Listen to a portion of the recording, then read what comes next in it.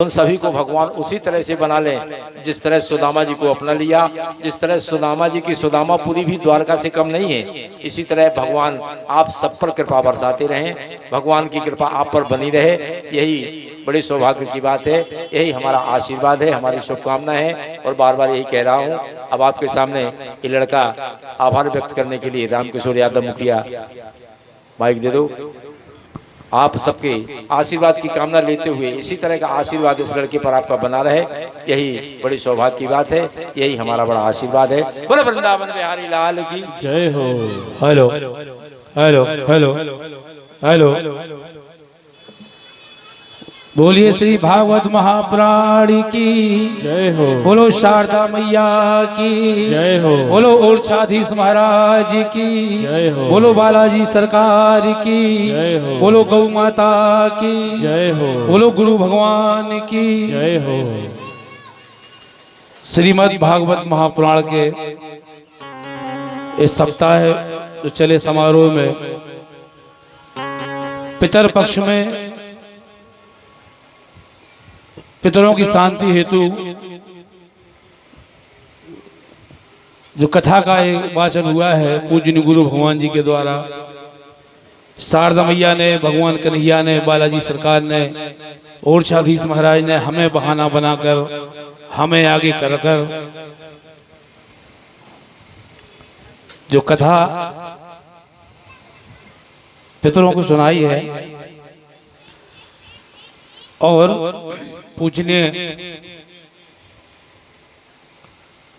प्रगति है, ये पूजनीय गुरु भगवान की बहुत लाडली रही है, हमारे पास पड़ी है,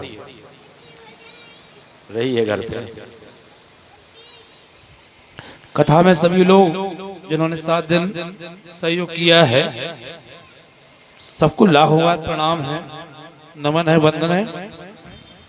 और इस आयोजन में व्यास जी के द्वारा या हम लोगों के द्वारा किसी को किसी बात का भी अगर कष्ट पहुंचा हो तो सभी के चरणों में क्षमा प्रार्थी हैं।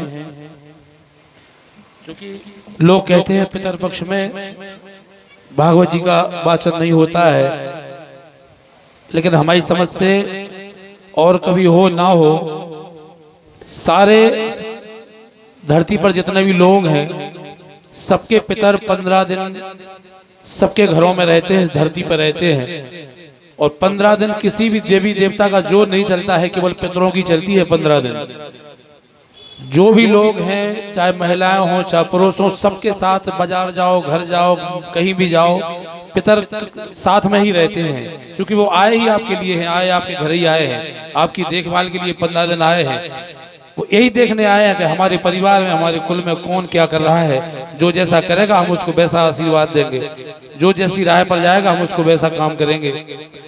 तो समस्त जितने लोग आए हैं, और निश्चित है कि जितने लोग कथा सुनने आए हैं सबके साथ में सबके पितर भी आए हैं जिन्होंने आह्वान किया। इसलिए महाराज जी ने कहा था कि जब कथा सुनने पितर पक्ष में जाओ तो घर से ही विनती करो कि हमारे पितर पक्ष जितने भी घर में विराजे हो, चलो आज नहीं कभी भी किसी की भी कथा सुनने पितर पक्ष में जाओ तो एक आह्वान करके जाओ कि हमारे पितर जो भी पधारे हैं चलो भागवत जी को सुनवा ले आए, चलो मंदिर में चलो, चलो कन्या भोज में चलो, चलो अब कोई भी दान अन्नदान हो। इसीलिए 15 दिन में सबसे ज्यादा महत्वपूर्ण होता है अन्नदान। और अन्नदान ना करने के कारण कर्ण को द्वारा आना पड़ा था धरती पर इन 15 दिन लिए। जो 15 दिन कर्ण के दिन होते हैं, ये केवल कर्ण ने केवल अन्नदान नहीं किया था, संसार के सारे दान किए थे। जब स्वर्ग में 15 दिन की बात आई, जब कर्ण को भूख ने सताया तो फिर देवताओं ने कहा इनकी लिस्ट उठाओ। लिस्ट उठा के देखी गई, सारे दान थे, केवल अन्नदान नहीं था। तो सारे देवी देवताओं ने कहा कि कर्ण सब दान किया है तुमने, सोना दान किया है सोना खा लो, चांदी दान की है चांदी खा लो, लेकिन अन्नदान तो तुमने किया ही नहीं है। तो 15 दिन के लिए कर्ण को दोबारा भेजा गया था पृथ्वी पर केवल अन्नदान करने के लिए। तो कर्ण के दिन होते होते होते उनका नाम रखा गया फिर कर्ण दिन। क्योंकि कर्ण कहने में कठिन है, उस समय लोग पढ़े लिखे नहीं होते थे, तो कर्ण कह नहीं पाते तो कर्ण दिन सीधे सीधे बाईपास कर दिया, कर्ण दिन। क्योंकि कर्ण दिन नहीं है, ये कर्ण के दिन है। और बहुत बहुत सौभाग्यशाली है सभी लोग जो कथा में आए हैं और जिनके साथ जाने अनजाने में सबके पितर भी आए होंगे, निश्चित आए होंगे, चाहे बुलाया हो चाहे ना बुलाया हो, लेकिन सबके पितरों ने कथा सुनी है। जो नहीं आए हैं, जहां तक माइक की आवाज पहुंची उन सबके पितरों ने कथा सुनी होगी, क्योंकि पितर तो धरती ही पे हैं, वे कहीं नहीं जाएंगे, 15 दिन यहीं रहेंगे, बुलाओ चाहे नहीं बुलाओ। जहां तक माइक की आवाज गई होगी, जहां तक पितरों की कानों में भागवत जी का वाचन गया होगा, निश्चित है कि उनका उद्धार हो गया होगा। और चूंकि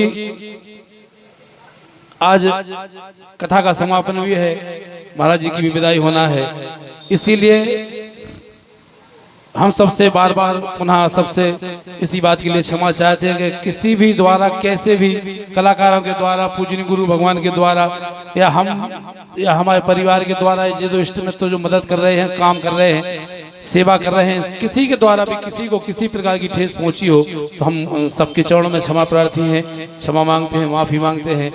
अब पूजनीय गुरु भगवान भी आज शाम का समय है, विदाई होगी, तो एक पूजनीय ईश्वरी जी ने चौकड़िया लिखी थी कि मोरी सबको राधा वर की, अब भई तैयारी घर की। मोरी सबको राधा वर की, अब भई तैयारी घर की, रातें आज भीड़ रही भारी, घर के नारी नर की, मेहरबानगी मोरे ऊपर सूदी रहे नजर की, ईश्वर बदी भेंट फिर हुई है आंग एक शार की। ईश्वर बदी बोले वृंदावन बिहारी लाल जय हो। आशीर्वाद है, सब लोगों का आशीर्वाद है तेरे साथ, रोना नहीं। संसार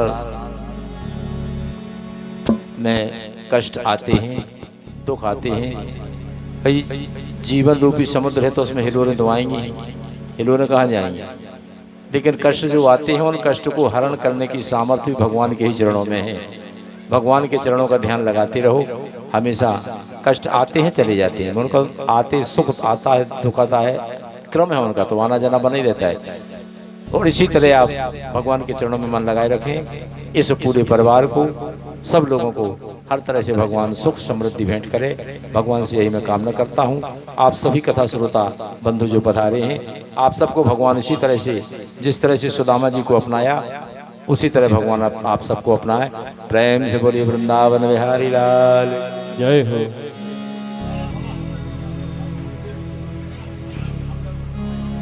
आज नवरात्रि का शुभारंभ हो गया है, आदि शक्ति जगत जननी माँ का पदार्पण हो गया है। जगत जननी मैया आज से पधार गई हैं। 9 दिन नवरात्रि उन्हीं की सेवा पूजा में हम और आप लगे, ये भी बड़ी सौभाग्य की बात है। कर्ण के दिन निकले और आदि शक्ति मैया जी का पदार्पण हो गया, इसलिए कह रहा हूँ